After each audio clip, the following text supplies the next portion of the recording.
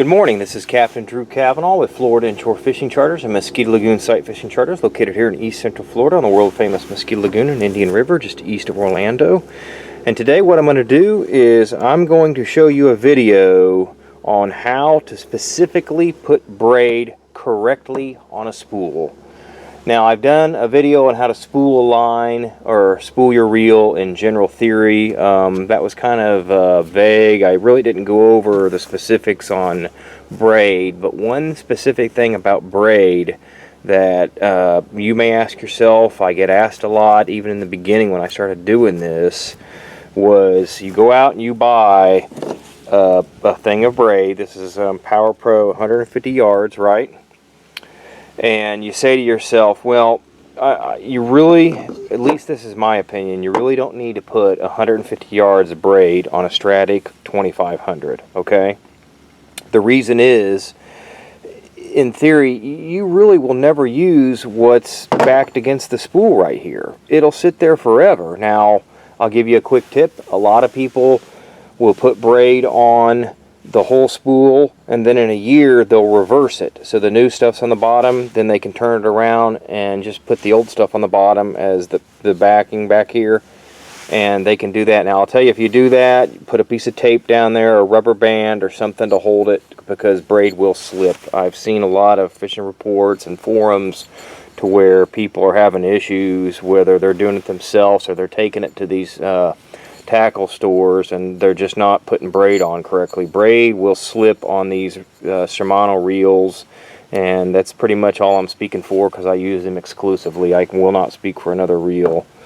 But just to be safe, you know, if it's slick, just use some common sense. Put like a little piece of electrical tape. In other words, put your braid on there. If you're going to put all your braid on there, go ahead and do that.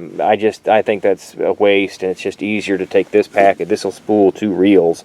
I can put 75 yards on one reel and 75 yards on another reel, because I should never let a fish run out more than 30 or 40 yards. When you think about it, that's 100 feet, let's say.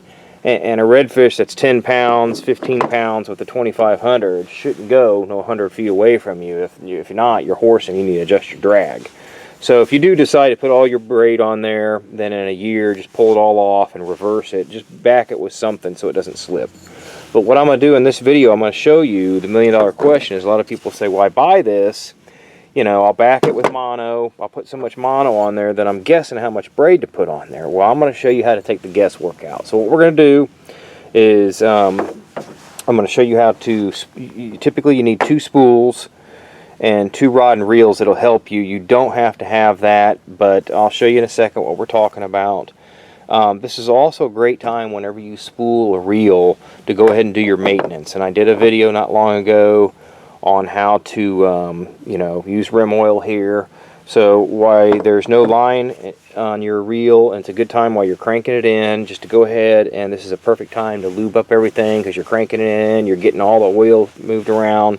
Good time to do your maintenance and your lube on your reel. So you can check that video out and go buy you some rim oil. It's great. This is the little vial of it, liquid. This is perfect to fit in a tackle box. Like I said, I use it on a lot of my firearms. I use it on my firearms, but I use it also on all my tackle. So what we're going to do is I'm going to show you how to put the monofilament back. We're going to put monofilament backing on here.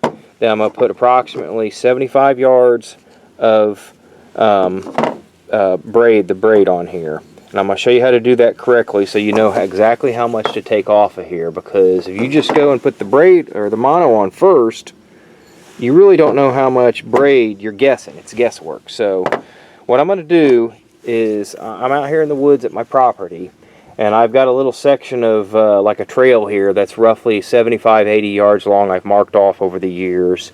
So what I'm going to do is I'm going to just stretch this out down the trail, and I'm going to put on, you can take a piece of tape or a little scrippy pen, a little permanent marker, and when you get to your point that you marked off, like if you got a yard, or you can do this in your boat a lot, just make a mark on it. So what I'm going to do is I'm going to tie this onto the spool here, and I'm going to put it on about 75 yards, and I'm going to cut it, okay? Now I'll get right back to you.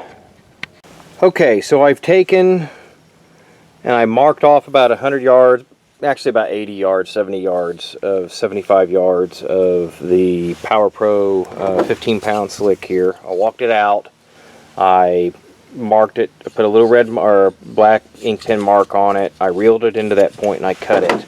So now I put about 75 yards, or the amount that you want to put onto your spool. So take this lesson, and if you're spooling a Stratic 6,000, 9,000, a 4 billion, if you want to put 12 miles on and you got a spool of 24 miles, you just do the math, just mark it off. I wanted to put 75, so I'm not saying put 75 yards on every one. I'm just saying for this particular rod and reel, I'm only putting 75 yards on. So I like to do this. If I buy this should do 2 reels. If I buy 300 yards of 20-pound test, I can spool 3 Stratic 4000s, put 100 yards on each one, because there's no way a fish is going to go through that. Or you can do it the other way. Like I said, put it all on there, but that's just a waste if you ask me. Okay, so now what we're going to do, now that I got that on there, I'm going to tie a uni to uni, which I have a knot that I did that with, to the end here, and I'm going to put the mono on there. And I think you're starting to understand what I'm doing here. So I'm going to reel in the mono till it tops off on the spool here. Okay, so let me do this real quick. Be right back. Okay, I have now did the uni to uni knot, or double uni, whatever you want to call it. I call it a uni to uni. Join braid to mono, and now I spooled that. And now here's where the magic's going to happen. So now what we're going to do is I'm going to take this spool off of here. I'm going to put this spool onto here. And then I'm going to take the end of this line right here, run it back down to this empty spool, and I'm going to reel the line off of this spool onto this one, which will then have the braid be on top and your leader line there. And that basically, in a nutshell, is how you know exactly how much braid to put on a spool. So let me do this real quick, and I'll show you the end results. And then what we're going to do after we do that is I'll do the spider hitch with the braid. I'll add 3 feet of leader line and tie a lure on there, and we're good to go. This reel will be fishable and ready to be used. So. Okay, I've removed the spool with the mono and braid on there. We're getting ready to put it on this new one. I just want to show you, just want to tie on a little knot right there like that. See if the camera can pick that up. It's kind of hard. It's so hard to see mono. And, you know, put it on your reel. Make sure you put it on your reel when your bail's flipped. What you're going to start doing is you may have to just put your finger on that knot and then just start wrapping it manually. Then once you start cranking the handle, it'll grab. See, it's grabbed already right there. So let me put this on there. I'm going to spool this in. What we're going to do is I'm going to go ahead and just spool that whole spool onto this one, and I'll show you the spider hitch knot.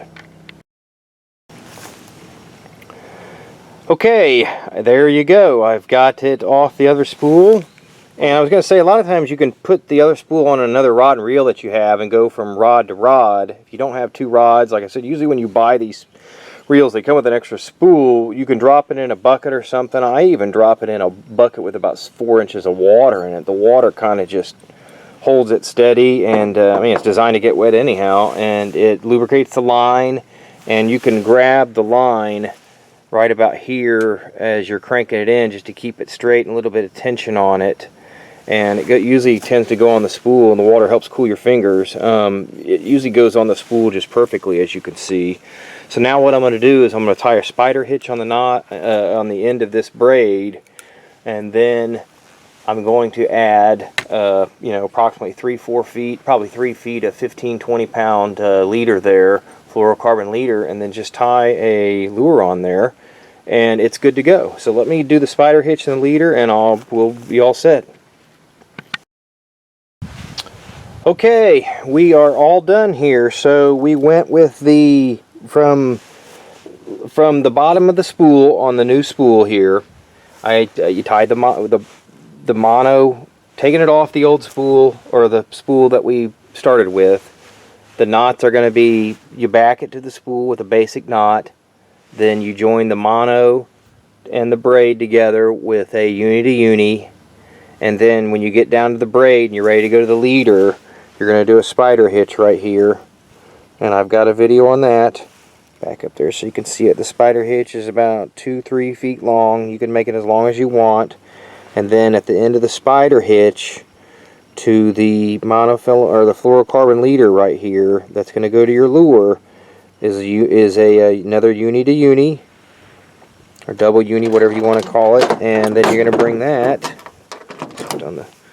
You're going to bring that to the hook or lure, and I like to use the Canoe Man loop knot right there. Get that over there. It's hard to do this. See if I can get that a little bit better there. Yeah, there you go. The Canoe Man loop knot. Back it up there. And there we went from A to B the correct way to put enough braid on your spinning reel and not waste any. So there you go. Hope everybody has a great day. And again, it's Captain Drew Cavanaugh with Florida Inshore Fishing Charters. And we'll talk to you later. Thank you.